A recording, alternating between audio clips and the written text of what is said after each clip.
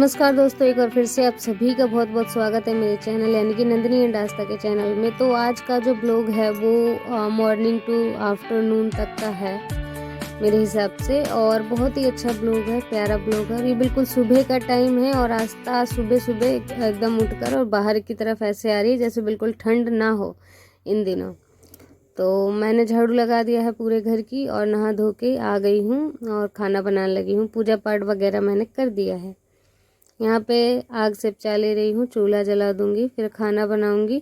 और आज खाने में कुछ इंटरेस्टिंग बन रहा है, तो प्लीज़ ब्लॉग पूरा देखिएगा, बहुत ही अच्छा ब्लॉग है। तो चाय एक बार मैंने पहले ही बना के पी ली थी और वीडियो शूट नहीं किया था उसका। और यहाँ पे मैंने चूल्हा सिपचा लिया है और चूल्हे में आग अच्छे से लग चुकी है। अब मैंने ले लिया है यहाँ पे पीठा शायद कहते हैं और कदुआ कहते हैं इस चीज़ को, एक जो गोल गोल सा लौकी की तरह होता है हरा हरा, वो मैंने काट के छिल के रख लिया था। मसाला मैंने पीस के रख लिया था, तो आधे काम मैंने नहाने से पहले ही करके रख लिए थे। उसके बाद अब मैं आ गई हूँ तो सीधा मैं इसे छौंक दूंगी और सब्जी बनकर रेडी हो जाएगी। तो मसाला जो पीसा था वो कढ़ाई में डाल दिया है, जीरा डाल दिए थे पहले गरम तेल में, और मिर्ची जो लाल मिर्च होती है वो छौके में डाल दिया था। उसके बाद ये मसाला डाल दिया मैंने और मसाला अच्छे से फ्राई हो जाएगा। उसके बाद हम टमाटर के साथ ये जो पेठा या फिर कदुआ जो भी है इसे हम मिला देंगे इसमें और ढक के थोड़ी देर छोड़ देंगे ताकि ये अच्छी तरह पक जाए और जो मसाला का टेस्ट है वो पेठे की सब्जी में आ जाए और पेठे का जो टेस्ट है वो मसाले में मिक्स हो जाए। तो ढक दिया है हमने, थोड़ी देर रख देंगे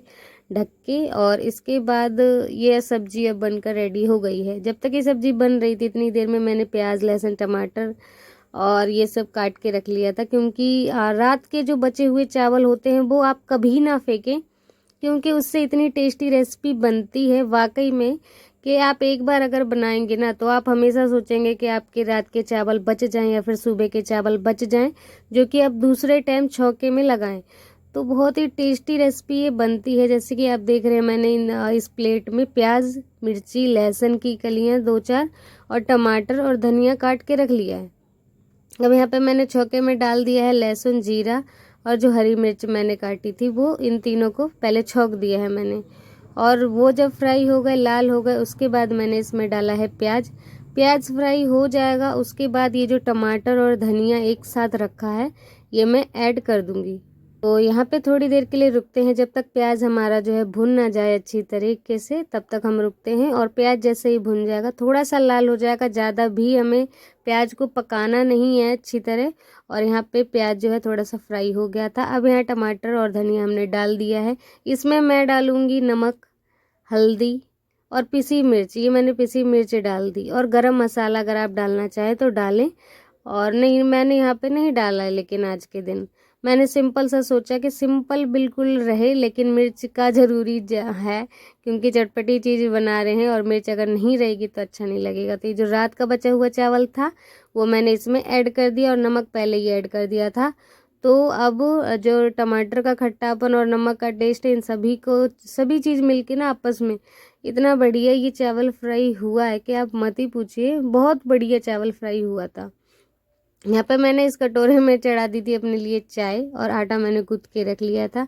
अब मैं बना दूंगी रोटियाँ। सब्जी मेरी पहले ही बनकर रेडी हो गई थी और मुझे आज कुछ नहीं बनाना था, इतना ही चीज़ मुझे बनाना था और मैंने बना लिया है। आखिर में ये जो रोटी है, रोटी हमेशा ना आखिर में ही बनाई जाती है, इसलिए बनाई जाती है आखिर में क्योंकि जो चूल्हे की आग होती है उसमें सेकने में आसानी होती है।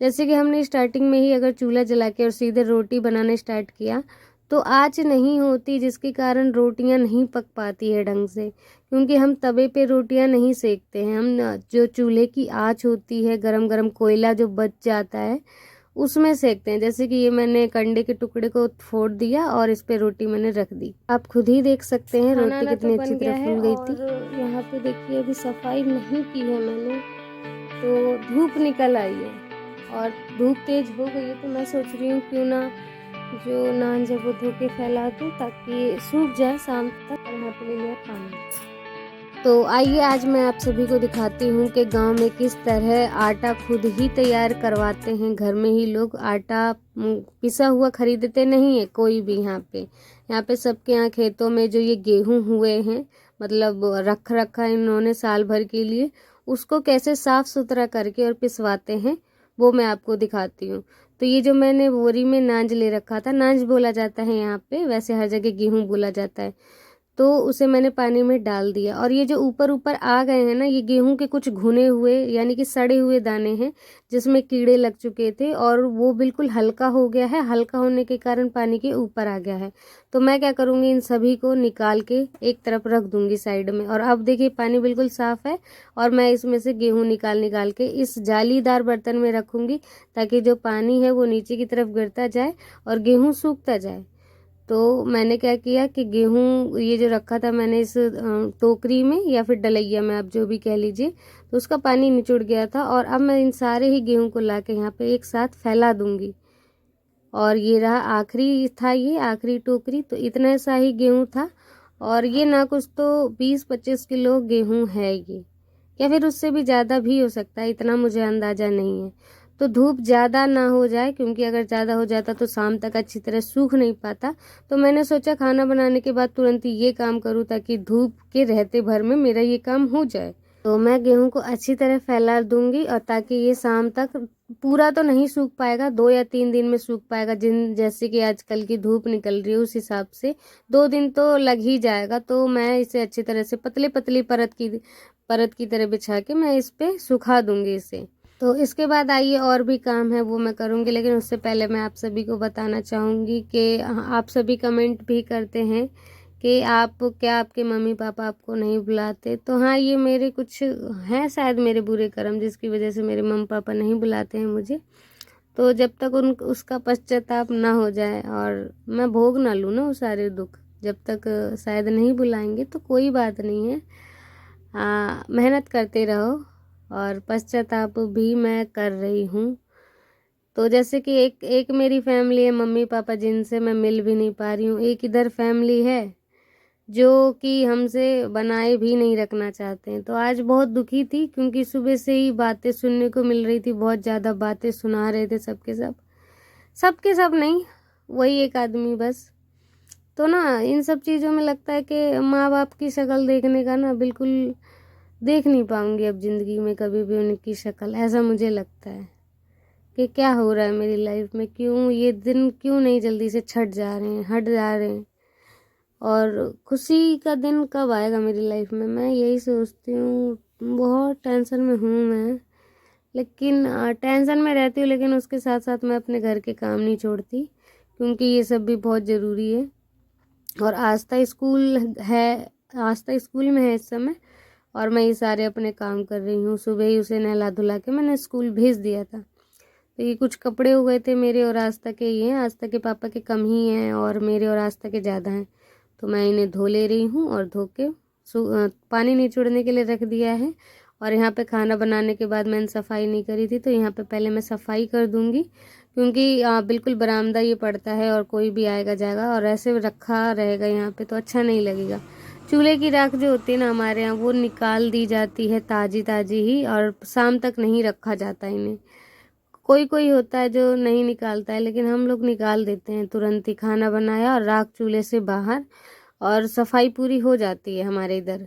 और अभी मैंने कपड़े नहीं डाले हैं सुखाने के लिए, पहले मैं इधर की सफाई कर लूँ, उसके बाद मैं कपड़े सुखाने के लिए डालूंगी। निचोड़ दिए थे कपड़े मैंने पहले ही। यहाँ पे मैं झाड़ू लगा दूंगी, अगर मन करेगा तो पोछा लगा दूंगी, नहीं मन करेगा तो नहीं लगाऊंगी।